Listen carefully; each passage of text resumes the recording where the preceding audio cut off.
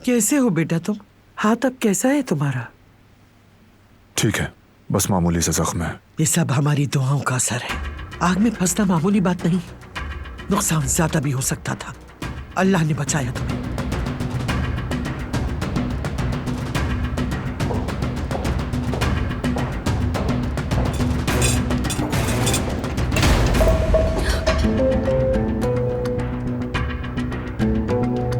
तुम्हारे मनहूस हाथ लगे हुए खाने की हमारी इस मेज पर कोई जगह नहीं है। तुमने हमें सुकून का एक लम्हा नहीं दिया।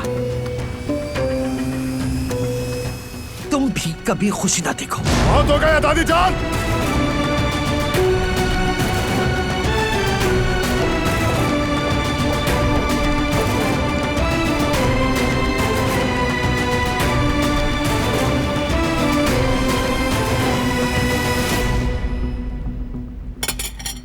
क्या तमाशा है ये? रोजाना एक ही चीज, रोजाना सुबह होते ही यही तमाशा देखने को मिलता है। मुझे बताएं ना, क्या नहीं खा सकते सुकून से धोने वाले हम?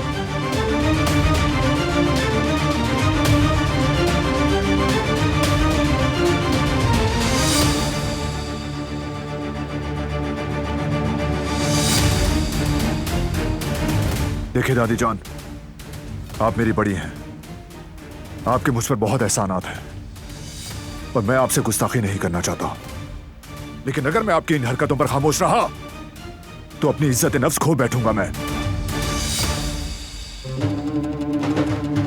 समझ रही हैं आप?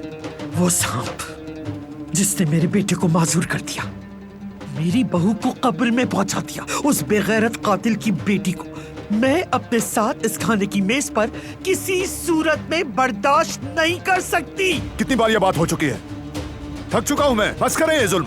आपकी उससे नफरत कब खत्म होगी? कब खत्म होगी ये दुश्मनी? बस कर देना अब ये जुल्म। जब तक वो लड़की इस घर से चली नहीं जाती तब तक खत्म नहीं होगी। तो सुन ले, वो नहीं जाएगी।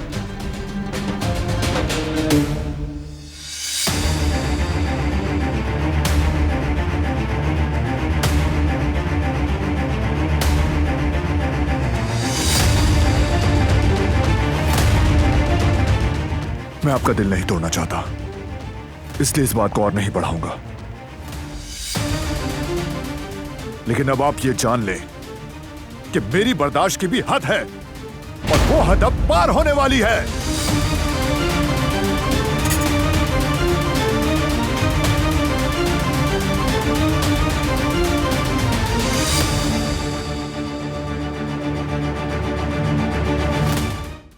वो कहानियां अधूरी जो न हो सके कि पूरी, उन्हें मैं भी क्यों सुनाऊं, उन्हें तुम भी क्यों सुनाओ।